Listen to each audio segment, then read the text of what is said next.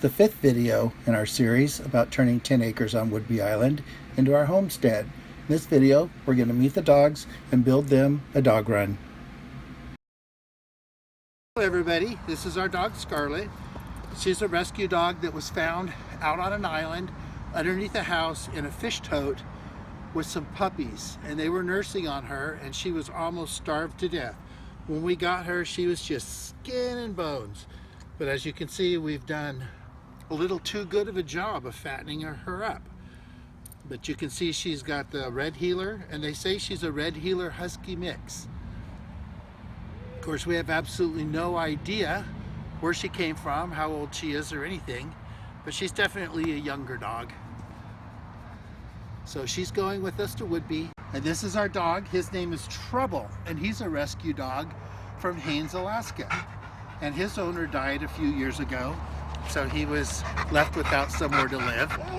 And although he doesn't look very skinny right now, when we got him, this dog was so fat he could hardly jump, hardly run around. Now he's just full of energy and ready to go and up for a walk and a run or anything he's up for. And he's going to be moving with us down to Whidbey too. Yes he is, yes he is. So this is what this video is going to be about, is making a place for Trouble and for Scarlet when we get to Whidbey.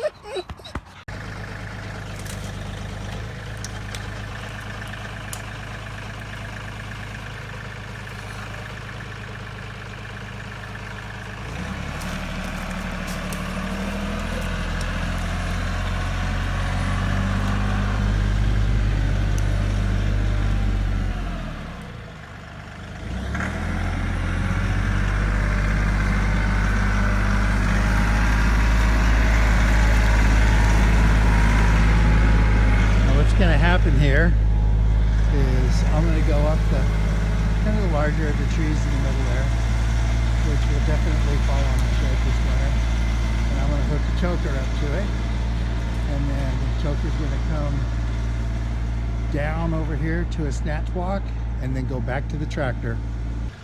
Choker comes down to a snatch block right there, and now Ken's going to pull. Let's watch and see what happens.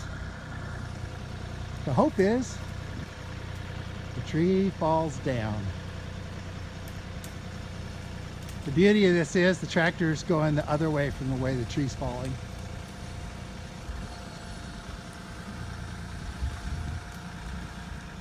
So far so good. We've never tested this before, so this is definitely live action.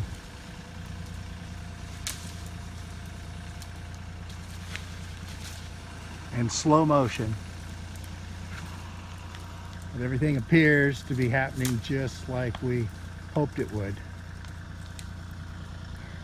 The stump is coming up.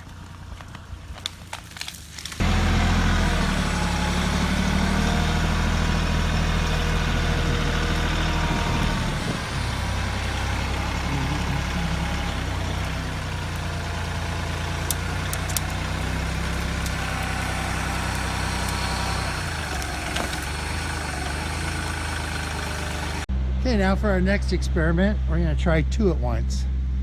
We got these two little alders right here, and they separate as they go up.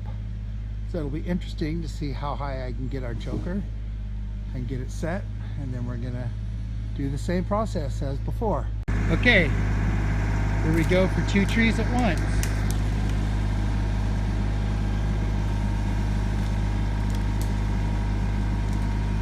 This should put our system to the test.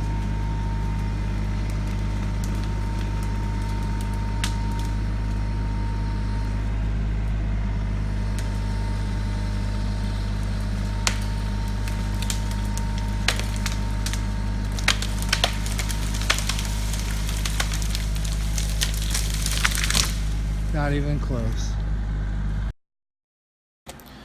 Just going to give a little before shot here of the area that we're going to turn into a dog run, just so you can appreciate all the brush. Towards the end probably of the next video, you're going to see the fence going up and everything. You'll notice on the ground there's a little green hose. I put some garden hose together to make 300 foot, and then I wove it through the trees so I could determine where the fence line would go, since the rolls of fencing comes in 320 feet. All this brush was a little intimidating at first, but once we got the Kioti back in here and got the grapple and got the hoe going, made short work of this. Took a couple days, and it looked more like a park than the woods it is now. This is for all those grandchildren out there who want to see their nan on a tractor. She's going to give a demonstration of just how easy it is.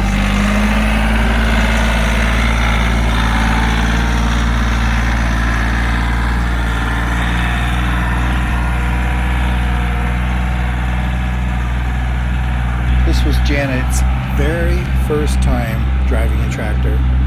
She was fairly nervous, kind of scared, but once she learned how easy it was to run the Kioti, she kind of lost all that fear. Now her only real regret is that she didn't go and grab some trees with the grapple. So when we get back down to Whidbey Island, that'll be first on her list.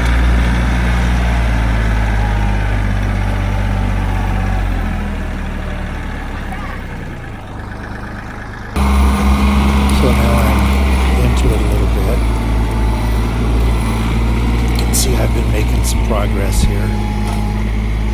I got myself stuck a couple times when the back tires go down into a hole, which I think my front tires are going into it right now.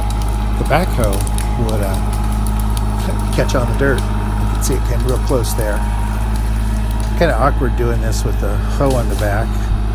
But what I did was I made a little path into the woods, and then I would back in with the hoe, and I would reach to the left and to the right and grab all the underbrush, drag it over to the little path, then turn around with the grapple and get it all and drag it out of here.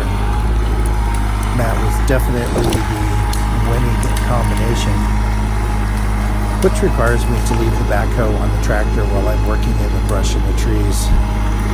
Maybe someday when we win the lottery, we'll get ourselves a little backhoe. A little excavator would be nice. Work the grapple bucket and the tractor, getting everything out of there, and use the little excavator to pull everything from the trees.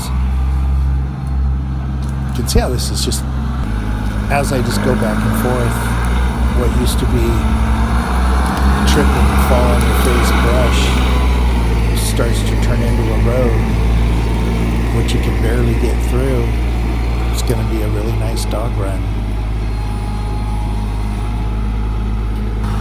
It still amazes me how much stuff you can get with the grapple and just effortlessly haul it out. If we were doing this by hand, it would have taken a month to do what I did in literally just a couple of days.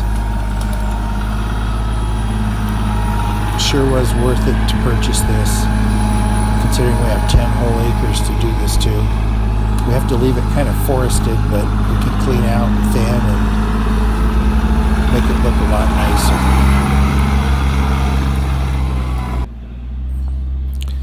So for almost everybody out there that missed my last video, it had tractors and excavators and dump trucks, and I didn't put that in the description, so I think I have like 50 views. So everybody go back and check out the video just before this one, putting in the driveway. A lot of fun backhoe work. We'll catch you guys later. Have a great day.